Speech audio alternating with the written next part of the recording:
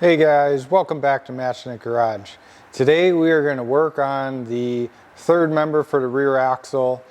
We've got a 4 9-inch rear axle in the 1955 Chevy 3100 pickup. I've got a limited slip, or what Ford calls a track lock, that I'm pretty sure is toast. But with a couple $100 in parts, we're going to rebuild this, all brand new parts inside, new bearings, and get this installed into a third member that I picked up that's real low mileage, trying to save some money. You know, I'm all for throwing the parts cannon at this truck, but we'll save money where we can, and this is going to work out really well. Okay, so this is the kit that I bought. This is from, was a US standard gear. Comes with new clutches, steels and frictions, all the pieces we need, little retaining clips, roll pins, new springs. These bearings for the carrier I did get extra because the ones on here are absolutely shot. All the rollers have rust pitting. New spider gears, shafts, you know, the little washers for the spider gears, everything that we're going to need. And this is a new O-ring for the pinion gear carrier housing. But all of these gears in here, judging by the axle shafts that came out of this housing, the gears that are in here are just wore out. So I got all new gears, so the new axles that are going in there aren't going to be, you know, new splines on wore out splines, and everything will be good. So I'm going to work on getting this tore down, getting it cleaned up. We'll take a look at the clutches that are in there. You know, this is out of a plow truck, so it's going to be tore up. You know, I just know it. I know, judging from the bearings and everything else that came off. You know, this is originally out of my 77 F-150 that we LS swapped. I put a different housing and different third member and all that in that truck to save money at the time.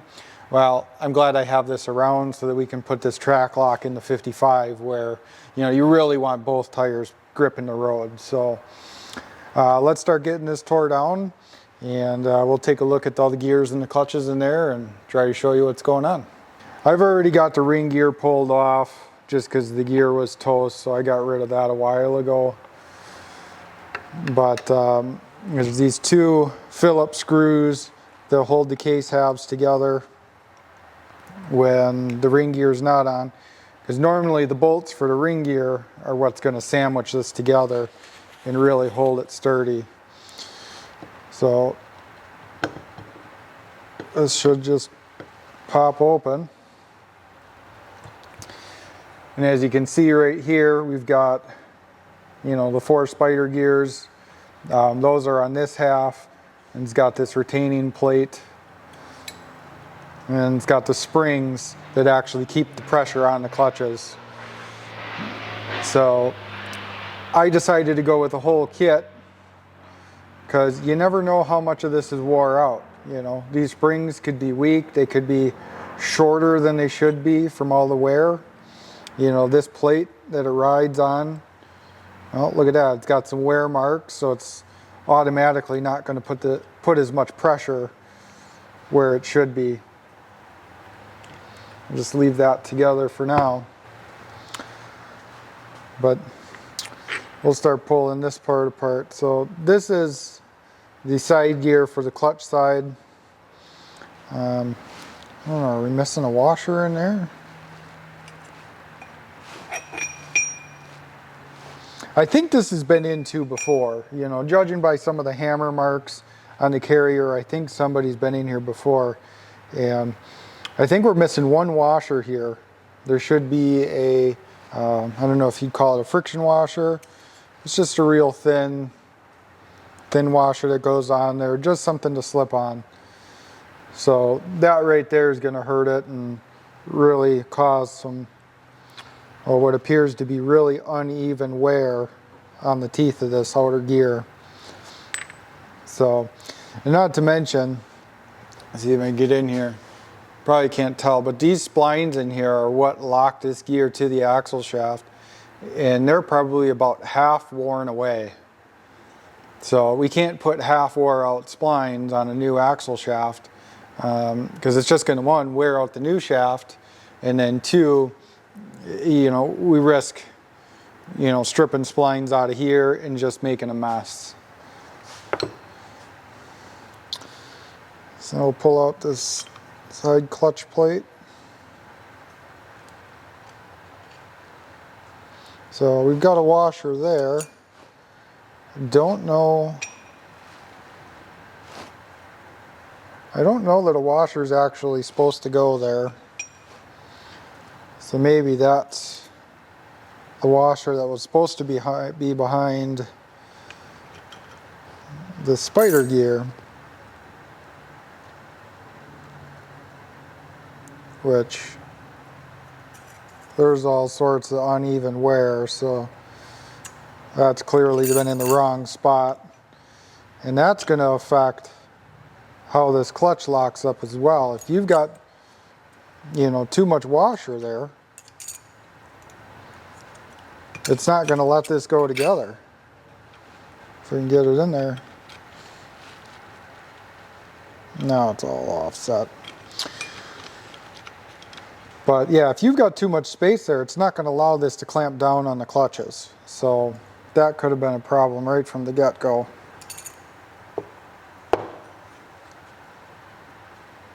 But that's, according to the wear ring, that has been, yeah, there was nothing there. So I think that was in the wrong spot altogether. And then we've got our holder keeper clips. You know, these just kind of keep the clutches where they're supposed to be.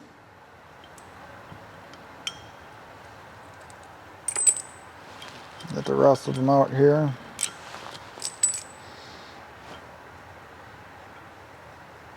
You know, right here, here's a good indication of,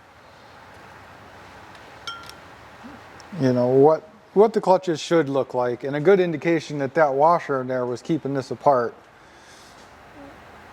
You know, we've got a nice waffle pattern on this clutch. You know, that's just a one-sided one. I'm pretty sure this first one's supposed to be that way. But that one looks brand new. You know, so there clearly wasn't anything touching that. And we've got some rust pitting in there as well, so there's probably some water in here at some point. Well, now you see this next one. Ray, wipe this off. There is no waffle pattern on this one left at all. A little bit on that side, but you can see it's worn through all the way right there. It's just completely smooth.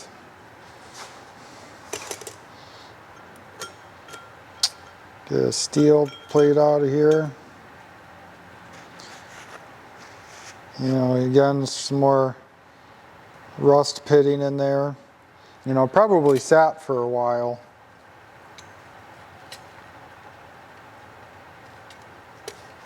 So I'm not surprised. But here's a real good indicator that this thing's just toast. Not an indicator, this is confirmation. You know, this side here doesn't look too bad. Well, it looks bad, but you know, it still has some material. Most of the waffle patterns burned off. One bare spot right there. And you flip it over, and it's just, you know, this is supposed to be friction material all the way around there, and there's just nothing left in those spots. So this thing is basically an open differential. You know, more pitting on that steel. Here's a good one. There is zero friction material left on that side. Got some discoloration, it was getting hot. It's not even flat anymore. You can look down the side and it's bowed a little bit. You know, this side has a little bit more, but you can tell it's really been hot and burning.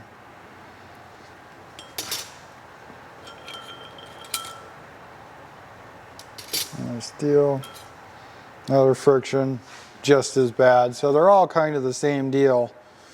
You know, this one's only got like 25% friction left on it, and it's almost wore completely through. So there was just, it was time. And that one got hot. And here's a shim.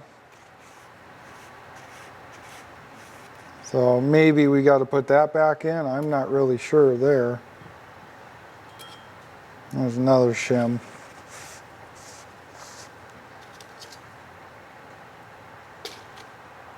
So we'll see if we've got to put those back in. Hopefully this center part's not excessively worn. So we'll have to get this all cleaned up. There's some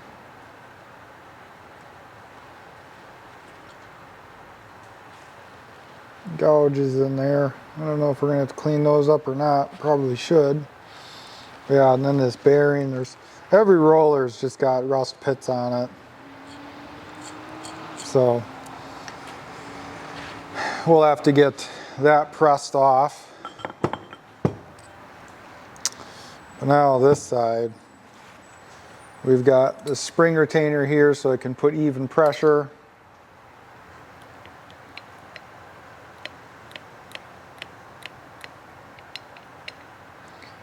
You know, the gears, the teeth themselves, they've got some rust pits on them.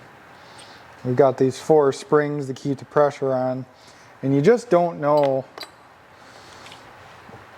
if those are wore out or if they've got the proper amount of tension anymore.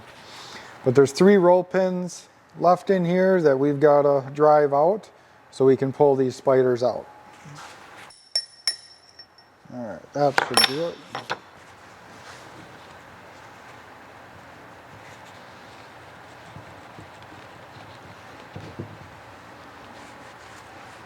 This off, check it out.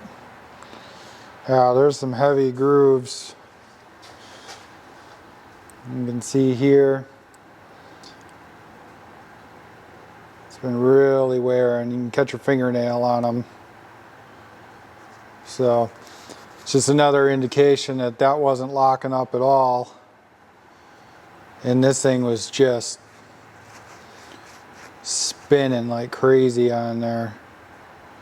You know, it's very possible he didn't have the right gear lube in there either with the limited slip additive for the friction material. But yeah, there's heavy wear there.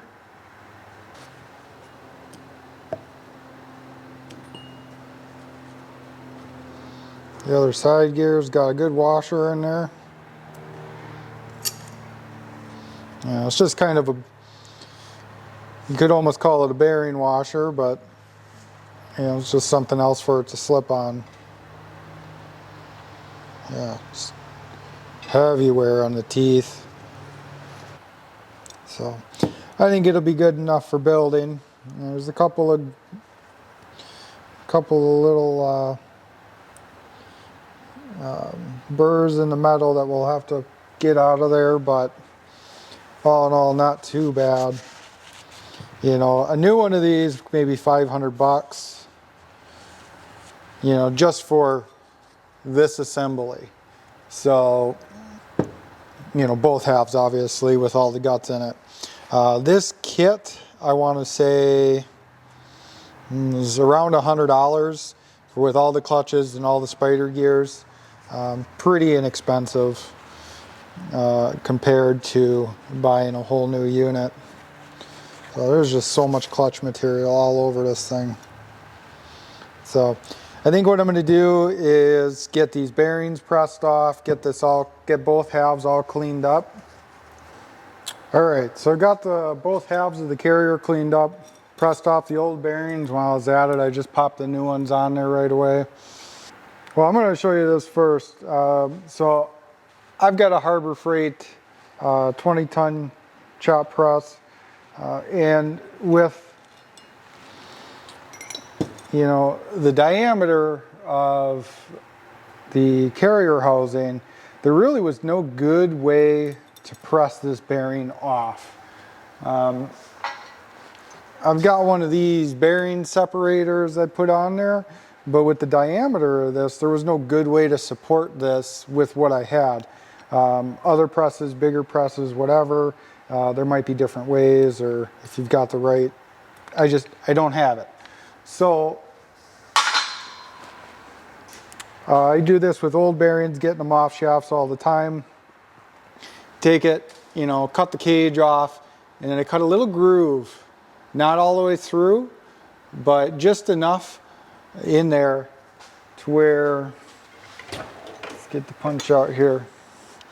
You can take a punch or a chisel, put it right in that groove, and you can crack it, and that'll spread it apart a little bit. I don't know if you'll be able to see it, but there's a crack in there, and that spread it out, and you can basically pull this right off. Like I say, you just got to be careful not to cut all the way through. So that's how I get these off all the time. When I'm out working on semi trucks, and the center bearing on the drive shaft goes out, which happens a lot. This is how I get them apart, because a lot of times when those go bad, the race spins, and then it's really galled on there. So that's a good, easy way to get them off. I'm sure you can heat them, get them off that way. I just didn't feel like doing that. So that's the way that I normally do it. So I'm going to assemble the spider gear side first. And I think what I'm going to do, hopefully this doesn't mess up too much with the limited slip clutches. I'm going to use a little bit of this engine assembly lube on the shafts and the gears and stuff like that. You know, this isn't going to get used right away, so I just want to be sure that everything's going to stay in, you know, decent condition, have some good lube in it, stuff like that. So just going to use a little bit of that. We'll assemble this side, and then we'll assemble the clutches over here and pop it all together. We're going to start with, let's see here. That's going to be the gear for this side. We've got the gear with the shoulder here. They're very different. They've got, you know, one's got this protruding shoulder, one's going to be flat on the bottom. Flat one's going to go towards the clutches. So just make sure all these parts are pretty clean. So I'm just going to put some lube on here. You know, just make sure when we're starting this thing out, everything's gonna, you know, have some lubrication until it starts getting driven around, and you know, the gear lube starts flying everywhere and getting to all the places it needs to get to. So we'll drop those in there, get it lined up. Come on. There we go. Spin it around a little bit, make sure everything's lubed up, spinning free. So now we've got to do the two little short stub shafts for the spider gears. So do the same thing. I'm just going to do all four of these right here. Take the washers, set them in there. You know, and this will also help things stick together. You know, it might make it a little easier so you're not fumbling these parts all over.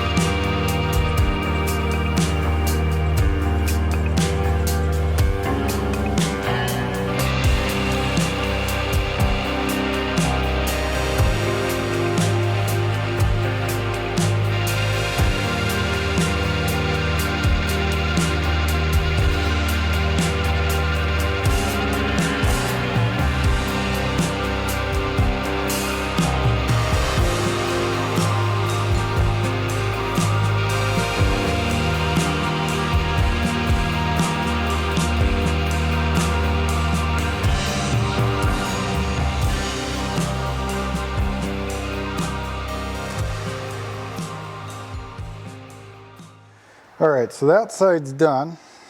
Now let's flip to the other one here. So now there was 2 shims in the old clutch pack. I'm going to leave those in because I haven't found any information about that. And worst thing it's going to do is just put a bunch of pressure on these clutches and, you know, keep it locked up. So what I am going to do though is I'm going to put gear lube on the clutches. This does have the limited slip additive in it.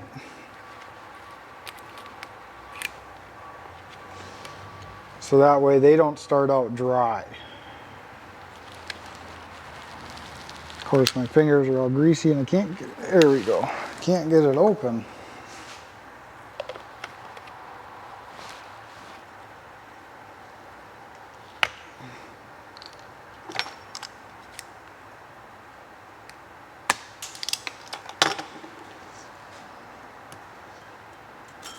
Alright, so this first plate doesn't move.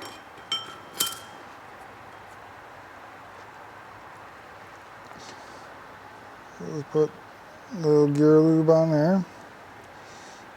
Our first friction in there.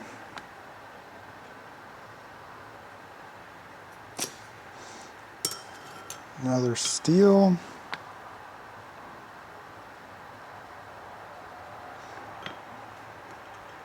Friction. Steel. Friction.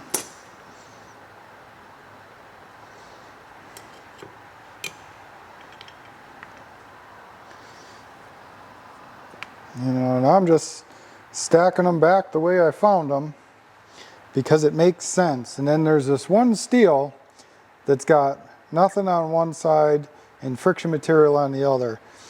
The steel goes towards the last friction plate, and the friction side goes towards the spline plate, clutch plate, whatever you want to call it.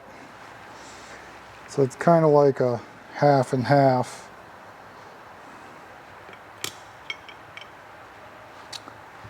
Alright, so now we've got these little keepers kind of keep everything lined up. We just got to make sure those are all the way in.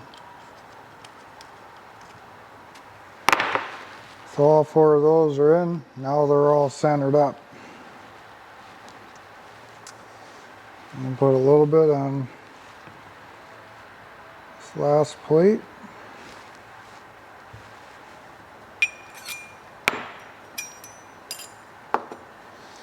And we just got to work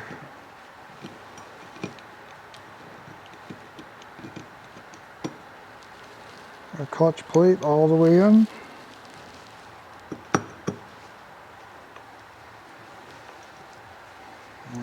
If you just spin it, they'll line up with all the teeth, and that's pretty good there.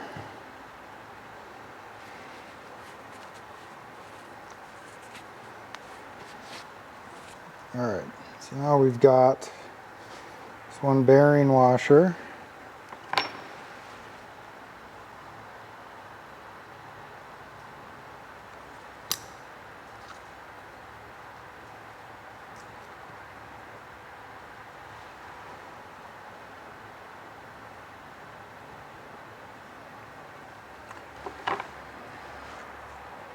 And our last spider gear, or side gear, whatever you want to call it. Alright, let's do a final wipe on these mating surfaces.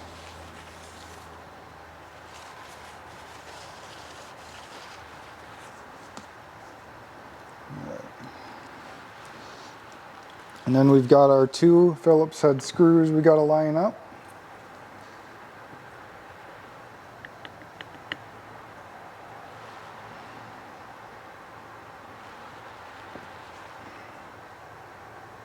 And there's quite a bit more gap there than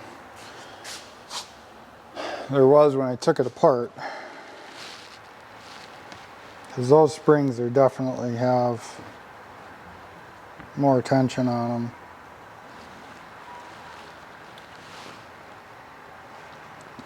But we should be able to suck that down.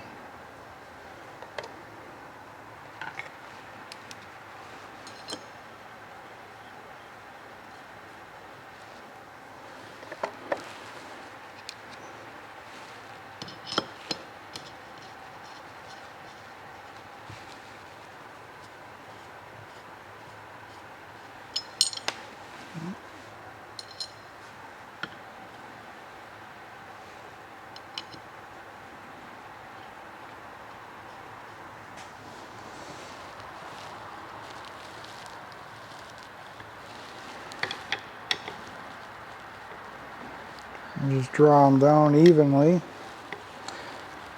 I wish they were straight across, but for some reason they're not.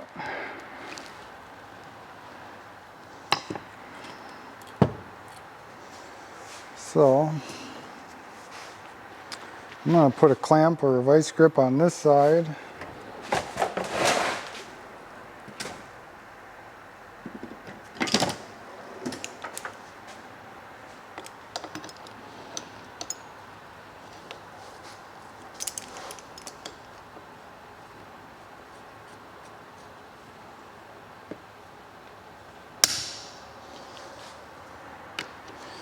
You can slowly draw them in. And these screws, like I said, they're just for keeping it together, basically for assembly purposes.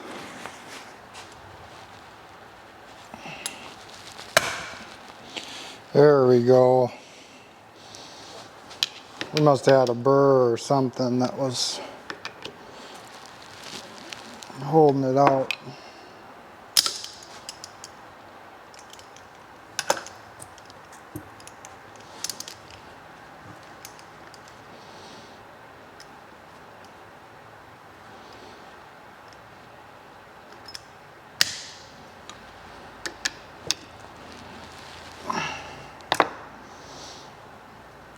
And we're going to get a ring gear put on here right away, so that'll hold it all together better than these screws.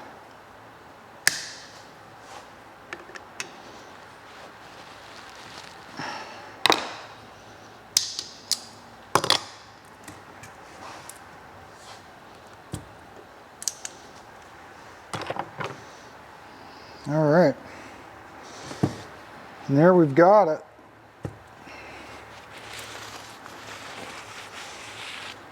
Ready for a ring gear.